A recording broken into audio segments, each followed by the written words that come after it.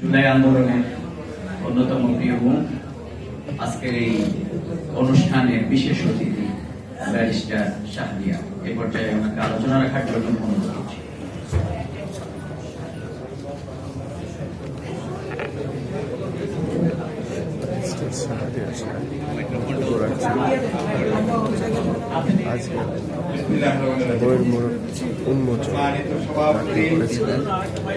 আমাদের সেলিম ভাই, সম্মানিত আজকে অনুষ্ঠানের প্রধান অতিথি বাংলাদেশ জামাতে ইসলামের সম্মানিত সেক্রেটারি জেনারেল ভাই, তো অনেক কিছু বললো, একটা জিনিস খালি বলি, আপনার শহরে উন্নতি হবে যদি সে লোকটা সৎ হয়, আর যদি সৎ না হয় মশার ওষুধ ছিটাবেন, মশা পড়বে না, কারণ এই ওষুধের মধ্যে থাকে কেরোসিন। ওষুধের মধ্যে থাকে কেরোসিন। কত 55 বছরে তো দেখলেন মশা মারার ওষুধ দিয়ে মশা কিন্তু কমে। দ্বিতীয় আর একটা আমাদের সেলিম ভাইয়ের কিন্তু কিছু গুণ আছে। সেলিম ভাইয়ের অন্যতম একটা গুণ হচ্ছে তিনি সিলেটি। সিলেটি মানুষ মানে লন্ডন, সিলেটি মানুষ মানে লন্ডনী। কেন লন্ডনের কথা বললাম? এই লন্ডনী মানুষগুলো কিভাবে একটা শহর গড়তে হয় তারা জানে, এটা তাদের রক্তের মধ্যে আছে, রক্তের মধ্যে আছে। এটা তার বইয়ের মধ্যে দেখলাম, যেখানে দেওয়া আছে কি আবর্জনা, ময়লা আবর্জনা। আপনি এখান থেকে প্রতিদিন কি করতেছেন? আমি আমার ফোনটা একটু দেখাই।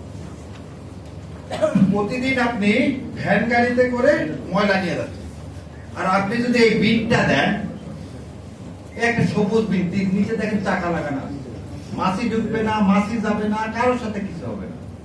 এবং এই বিন কে দিবে জানেন?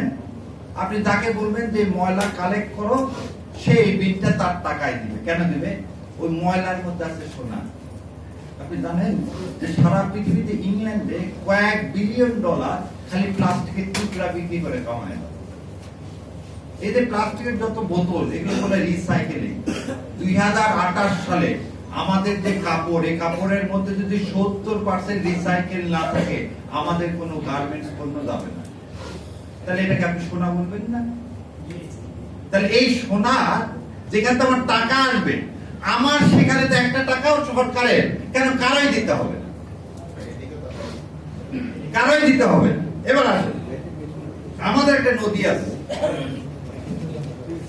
এই বুড়িগঙ্গা নদীকে আমরা কি বলতেছি? আমাদের জীবন। ভাইকে এই জন্য বলতেছি, যারা আপনারা হজে গেছেন, জেদ্দাতে গেছেন, যারা লন্ডনের থেমস নদীর পাড়ে গেছেন, আমাদের বৃদ্ধ মানুষের, বয়স্ক মানুষের হাঁটার জন্য কোনো ব্যবস্থা নেই। হাঁটবেন যে আপনি কোনো জায়গায়, তার কোনো ব্যবস্থা নাই। এই চাওয়াটা কি খুব অন্যায়? আমি এখনো মনে আছে, কোর্টের বারান্দায় তাপস সাহেবকে বলছিলাম যে আপনি আর কিছু পারেন না পারেন, মাথার উপর থেকে তারগুলা নামান, আমি তো লম্বা মানুষ, রাতের বেলা প্রায় সবাই কপালে পারি, কারণ মসজিদে যেতে হয় নামাজ পড়তে রাতের বেলা, এবং তারগুলো একটা তার। উনি কোর্টের বারান্দায় তার মামলা করেন। উনি উঠে বললেন, আমি জীবনে যদি কোনো কাজ করি, প্রথম দিন এই কাজ করি। পরে শুনি কি জানেন? কোনো সব করছেন উনি, সব সার্টিফিকেট ছেলেমেলে কি জানা দিচ্ছে। এখান থেকে শয়ে শয়ে কোটি টাকা কামায়, এখান থেকে সরকার একটা টাকা ট্যাক্স পায় না। আপনারা যারা এই ডিশ দেখতেছেন, ইন্টারনেট দেখতেছেন, তার এই সিটি কর্পোরেশন এখান থেকে টাকাটা পায়। তাহলে আমার বুড়িগঙ্গা নদীর তীরে হাঁটার জন্য একদম তুরাগ পর্যন্ত রাস্তা করতে সরকারের একটা টাকাও লাগবে না। ভাই এই বইয়ের মধ্যে দিছে, আমি ভাইকে অনুরোধ করবো, এর মধ্যে দেখ যে সরকারের টাকা ছাড়া আমাদের এই যারা রাজধানীতে বসবাস করি, তাদের উপর ট্যাক্স ইম্পোজ করা ছাড়া এগুলো করা সম্ভব, এগুলো করা সম্ভব।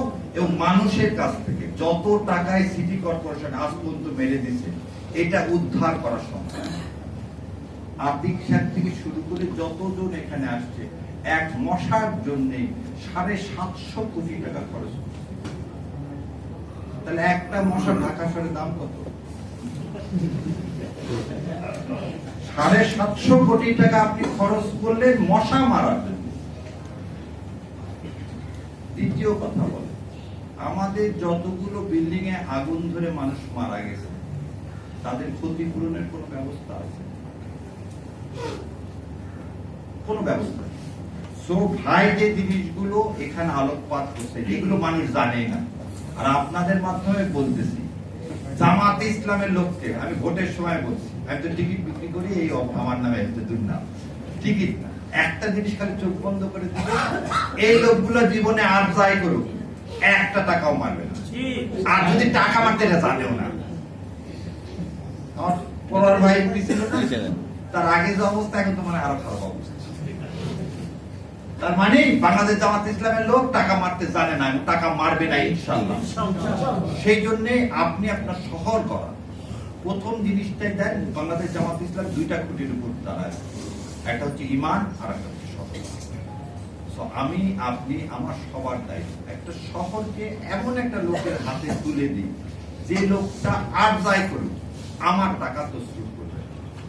আর আমার বিশ্বাস, শোনেন, শিশু পার্কটা ছিল না ছোটবেলা, আমরা সবসময় আসতাম, শিশু পার্কটা যে বন্ধ করে দিলে যে ওখানে কি হবে, এই যে শিশু পার্ক এখানে বন্ধ করে দিলেন না, দিয়ে কি করলেন ওখানে? আপনি সরারদের মধ্যে একটা বাঁশ পুঁতায় দিলেন, ওটার নাম দিচ্ছি আমি কাঁচের বাঁশ। ওই কাঁচের বাঁশে কিন্তু সন্ধ্যাবেলা আপনি যে হাঁটতে পারবেন না, নিরাপদ। তাহলে বাচ্চারা খেলতো, সে মাঠ পর্যন্ত দিলেন না, সেই মাঠটাও আপনি কি করলেন, নিয়ে চলে গেলেন। ঢাকা শহরে যত মাঠ ছিল, পুকুর ছিল, এখন কোন পুকুর খুঁজে পাবেন? পুকুর গেল কোথায়? ঢাকা শহরে হাইকোর্টের কাছেও একটা পুকুর ছিল, গেল কোথায়? সেই জন্য আর কথা বাড়াবো না, খালি একটা জিনিসই বলি, ভাই যে বইটা লিখছে এই বইতে যা যা বলছে আল্লাহ দিলে এটাই যদি দেয় তাহলে ঢাকা অন্যতম তিলোত্তমা নগরীতে পরিণত। আর ইনশাল্লাহ ওই যে বললাম সিলেটি মানুষ হলে আর একটা গুণ আছে, তিনি ওই বিলাতি লোকদেরকে বলতে পারবেন যে টাকা দিয়ে এখানে কি করো, রিসাইকেলিং পাওয়ার স্টেশন করো, সেই ইনভেস্টমেন্টও উনি নিয়ে আসতে পারবেন ইনশাল্লাহ। সেজন্য আল্লাহ আমাদের সবাইকে ইনশাল্লাহ, না না ইনশাল্লাহ আমরা সবাই মিলে একটা জিনিস, যে প্ল্যান আছে যা সে করতে পারবে, আর যাই বলবে আই হ্যাভ এ প্ল্যান, তার কোনো প্ল্যান নাই। প্ল্যান থাকতে হবে, সেটা লেখার মধ্যে থাকতে হবে, না হলে এক পকেটে নিলাম আমার একটা প্ল্যান আছে, কি প্ল্যান আছে আমি তো জানি না, টাকা মারার প্ল্যান আছে না দেশ গড়ার প্ল্যান আছে। তো আমার ভাইয়ের এই বইয়ের মধ্যে দেওয়া আছে কিভাবে ঢাকা শহর গড়তে হবে। ইনশাআল্লাহ আল্লাহ আমার ভাইকে কামিয়াবি করুক, এবং এই বইয়ের মাধ্যমে আমরা সবাই একজন সৎ নেতৃত্বকে খুঁজে বেড়াবো, এবং উনি যে কমিটমেন্ট করছেন এই কমিটমেন্টটাই হবে ইনশাআল্লাহ এই ঢাকা শহরকে পুনর্গঠনের। আসসালামু আলাইকুম ওয়া রাহমাতুল্লাহি ওয়া বারাকাতুহু।